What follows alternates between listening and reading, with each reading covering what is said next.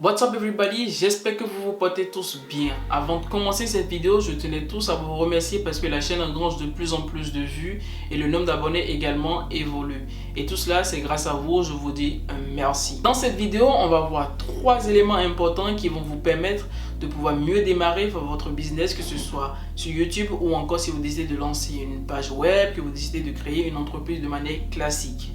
La première des choses que vous devez prendre en compte, c'est l'objectif ultime que vous visez. Quel est votre objectif? Quelle est la motivation qui vous anime pour que vous décidez de lancer ce projet ou ce business? L'objectif et la motivation, pour moi, c'est deux choses qui vont de pair parce que l'un entraîne l'autre et c'est totalement normal.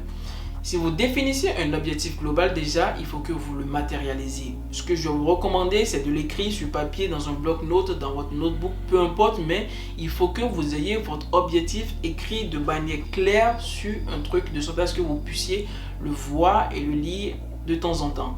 Donc, votre objectif, ça peut être par exemple de créer une chaîne YouTube qui va permettre aux gens de mieux savoir qu'est-ce que la mathématique ou qu'est-ce que la physique quantique.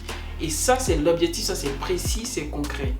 Lorsque vous définissez un objectif précis et concret, vous pouvez par la suite décliner ces objectifs en des sous-objectifs. Alors c'est quelque chose qu'on sait tous, mais on ne réalise pas au fait l'importance que cela a que de le faire concrètement. Donc vous pouvez définir un objectif global, faire des sous-objectifs et c'est très important de faire ces sous-objectifs parce que ces sous-objectifs seront des points d'étape pour vous pour évaluer votre progression. Dans l'une de mes précédentes vidéos, je vous avais fait savoir qu'il faut que vous mettez des points d'étape, des tracking pour pouvoir évaluer votre progression. L'importance d'avoir un tracking, c'est que premièrement, ça vous permet de suivre votre progression, de savoir que vous êtes toujours au fait sur la même ligne directrice que vous vous êtes fixé au début. Et le deuxième point que vous ne devez pas ignorer, c'est que de savoir que vous avez franchi une nouvelle étape, c'est une satisfaction. C'est une motivation en plus et cela vous fait dire que vous êtes sur le bon chemin et ce que vous faites, votre plan d'action vous conduit vers là où vous voulez aller. Donc, il faut que vous définissiez un objectif global, il faut que vous définissez des sous-objectifs et surtout n'oubliez pas de mesurer votre progression dans le temps pour savoir où est-ce que vous en êtes concrètement. C'est très important et très primordial. Deuxième conseil que je peux vous donner, c'est celui de produire des contenus de très bonne qualité. Un contenu qualitatif vaut plus que 1000 ou 10 000 contenus qui ne valent pas la peine d'être regardés. Alors, que vous décidez de créer un restaurant, que vous décidez de lancer un site web ou que vous décidez de produire des contenus sur YouTube, dans tous les cas, vous devez trouver les leviers sur lesquels vous devez travailler afin que votre contenu soit qualitatif. Dans mon cas, il faut que mes images soient de très bonne qualité, il faut que mon audio soit de très bonne qualité, de sorte à ce que l'ensemble des deux forme un contenu qui soit agréable à regarder et à entendre par celui qui décide de regarder ma vidéo.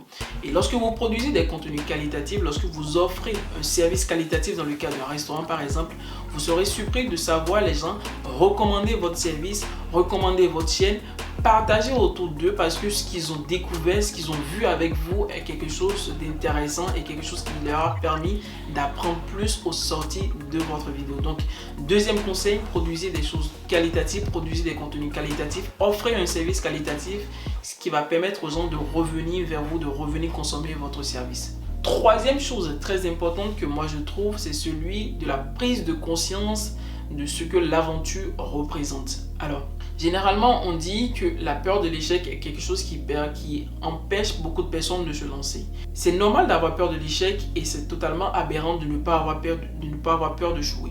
La peur, c'est le propre de l'humain. Et du coup, lorsque vous décidez de vous lancer dans un truc dont vous ne savez même pas la finalité, il est totalement normal que vous ayez peur de ce qui peut se passer.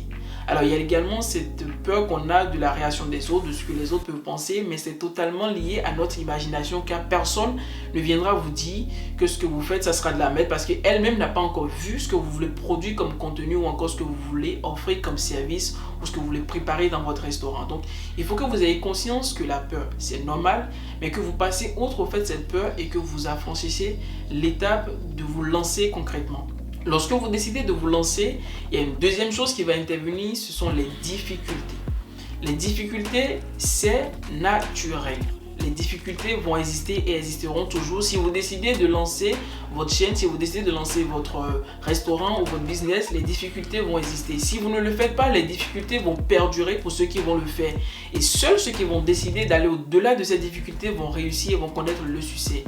Les difficultés ne doivent pas être vues comme un truc contraignant, mais les difficultés, vous devez les utiliser pour pouvoir grandir, pour pouvoir engranger de l'expérience et apprendre au fil du temps. C'est grâce aux difficultés que vous identifiez vos faiblesses, que vous identifiez les points sur lesquels vous devez travailler, et c'est en travaillant sur ces points que vous allez offrir des services de meilleure qualité, produire des contenus très qualitatifs ou permettre aux gens de pouvoir regarder des choses que vous proposez en ayant une satisfaction réelle qu'ils ont passé un très bon moment. Donc, les difficultés, ayez conscience que ça existe, la peur également d'échouer, ça existe, mais il ne faudra pas prendre ça comme un motif pour ne pas se lancer. Il faut que vous décidez à un moment donné de passer à l'acte et les difficultés que vous allez rencontrer, prenez ces difficultés étape par étape et utilisez-les comme des leviers sur lesquels vous pouvez actionner pour pouvoir apprendre de nouvelles choses et pouvoir devenir quelqu'un de beaucoup plus expérimenté. Voilà, c'est les 3 points sur lesquels moi je pense qu'on peut travailler à titre personnel, sur lesquels je travaille pour vous offrir des contenus de qualité, que ce soit mes vidéos de vlog ou encore mes vidéos de motivation.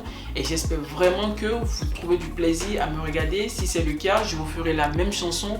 N'oubliez pas de liker cette vidéo, de vous abonner à ma chaîne, de partager autour de vous. Et la chose qui me plaît le plus, c'est que vous mettez en commentaire ce que vous pensez et ce que vous avez envie comme contenu la prochaine fois. Si vous avez envie que je vous montre comment est-ce que je me filme tout seul, comment est-ce que je réalise mes vlogs, ce sera un plaisir pour moi de vous produire ce contenu. Nous, on va se retrouver ici dans une prochaine vidéo et d'ici là, n'oubliez pas, sortez et profitez de la vie.